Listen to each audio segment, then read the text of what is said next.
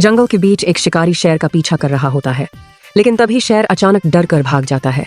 खुद को बचाने के लिए वो नदी में कूद जाता है, लेकिन पानी के अंदर कोई रहस्यमयी ताकत उसे खींचकर मौत के घाट उतार देती है।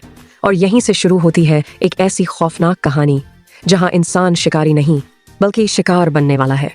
इसके बाद हमें एक मेडिकल कंपनी दिखाई जाती है जहां वैज्ञानिक कैंसर की दवा बनाने में लगे हुए हैं। लेकिन तभी जॉन और उसका दोस्त जैक अपने बॉस को एक ऐसे फूल के बारे में बताते हैं जिसका नाम है ब्लड ऑर्किड। ये फूल हर 7 साल में सिर्फ कुछ दिनों के लिए खिलता है और इसके अंदर ऐसे केमिकल्स होते हैं जो इंसान की उम्र बढ़ा सकते हैं और कई बीमारियों को खत्म कर सकते हैं। अगर ये फूल कंपनी के हाथ लग जाए तो करोड़ों का फायदा हो सकता है।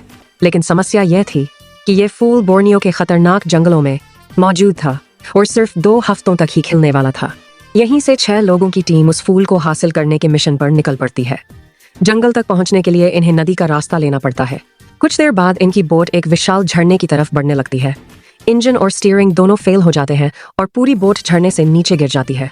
किसी तरह सभी की जान बच जाती है, लेकिन उनकी बोट पूरी तरह तबाह हो चुकी होती है। अब ये लोग जंगल के बीचों बीच फंस चुके थे। विल बताता है कि पास की दूसरी नदी पर उसका दोस्त बोट लेकर उनकी मदद कर सकता है, इसलिए सभी लोग पैदल जंगल के रास्ते आगे बढ़ने लगते हैं। रास्ते में इन्हें एक झील पार करनी पड़ती है और तभी अचानक इनके एक साथी को पानी के अंदर कोई चीज खींच लेती है। अगले ही पल एक विशाल एनाकोंडा पानी से निकलता है और सबके सामने उसे जिंदा निगल जाता है। इतना बड़ा सांप देखकर सबकी हालत खराब हो जाती है।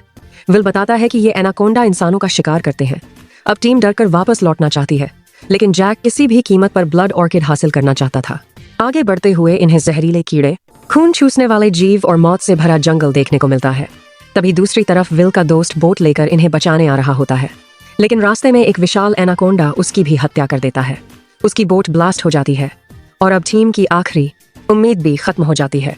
मजबूर होकर ये लोग जंगल में रहने वाले आदिवासी कबीले को ढूंढने निकलते हैं, लेकिन वहां पहुंचकर इन्हें पूरा गांव खाली मिलता है और साथ ही एक मरा हुआ विशाल एनाकोंडा भी, जिसे देखकर विल समझ जाता है कि गांव वाले बाकी एनाकोंडा के डर से यहां से भाग चुके हैं। अब यहां से निकलने के लिए टीम लकड़ियों की नई बोट बनाना शुरू करती है, लेकिन तभी जैक को ब्लड ऑर्किड का फूल दिखाई देता है। उसे समझ आ जाता है कि यही फूल इन एनाकोंडा को इतना विशाल बना रहा है। लालच में अंधा जैक अब किसी भी हालत में फूल लेकर जाना चाहता था। जब जॉन पुलिस को कॉल करने की कोशिश करता है तो जैक उस पर जहरीली मकड़ी छोड़ देता है। मकड़ी के जहर से जॉन पूरी तरह पैरालाइज हो जाता है और अगले ही पल एक विशाल एनाकोंडा उसे जिंदा निगल जाता है। अब जैक अकेले बोट लेकर ब्लड ऑर्किड की जगह पहुंच जाता है। बाकी बचे लोग उसका पीछा करते हैं। वहां पहुंचकर वे देखते हैं कि नीचे गड्ढे में 2 विशाल एनाकोंडा मौजूद हैं और उन्हीं के बीच ब्लड ऑर्किड खिले हुए हैं। जैक बंदूक की नोक पर सोफिया को फूल लाने भेजता है। किसी तरह सोफिया फूल तोड़ लेती है, लेकिन तभी विल जैक पर हमला कर देता है। लड़ाई के दौरान जहरीली मकड़ी जैक को काट लेती है और उसकी बॉडी पैरालाइज हो जाती है।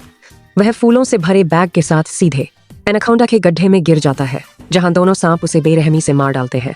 लेकिन खतरा अभी खत्म नहीं हुआ था। एक विशाल एनाकोंडा बाकी लोगों के पीछे पड़ जाता है। तभी टीम की एक लड़की तेल का कैन उसके मुंह में फंसा देती है और दूसरे साथी की फ्लेयर गन से भयंकर ब्लास्ट हो जाता है। पूरा गड्ढा ढहने लगता है और दोनों विशाल एनाकोंडा ब्लड ऑर्किड के साथ हमेशा के लिए जमीन के नीचे दब जाते हैं।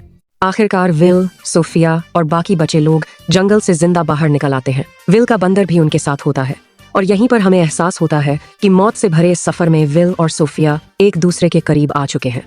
और इसी के साथ खत्म होती है ये खौफनाक और रोमांच से भरी कहानी, जहां इंसानों का सबसे बड़ा दुश्मन सिर्फ जंगल नहीं बल्कि उनका लालच भी था।